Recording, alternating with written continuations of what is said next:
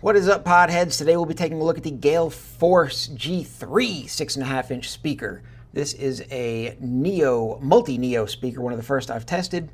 $300 a pair and 200 watts RMS. Let's see if this thing blows us away. So in order to limit the low-end distortion on this speaker, I had to set a high-pass crossover of 100 hertz. Looking at the overall frequency response of this speaker, I would say it plays fairly well down to about 200 hertz, starts losing a lot of output past that. Frequency response of the mid-range is very, very good. Even though the low end starts having a very slow roll-off, through the mid-frequencies it's very, very flat.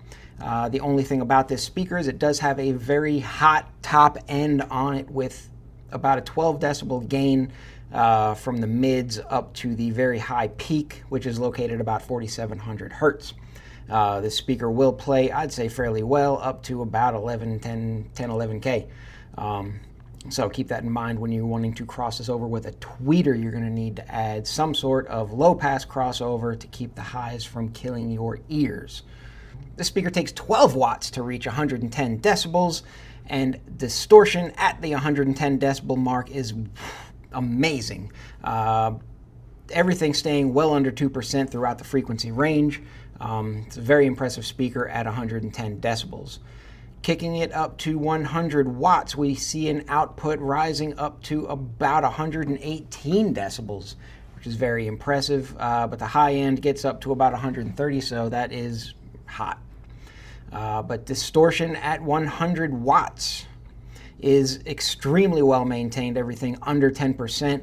And everything still staying under 5%, with the majority hovering around the 2% marks. It's a very clean speaker. Man, at 150 watts, distortion is still very well maintained, staying well under 10%. So I'd say the 200 watt RMS mark on this speaker is very achievable. You might want to bump that. You might want to bump that high pass crossover a little bit to kind of limit the low end distortion. But overall, man, this distortion is crazy clean.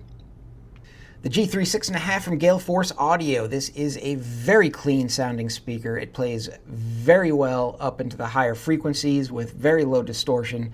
This is not a mid-bass speaker. It only plays from about 200 up to about 10K, but giving it 200 watts, I think this thing will perform very well with low distortion and great output.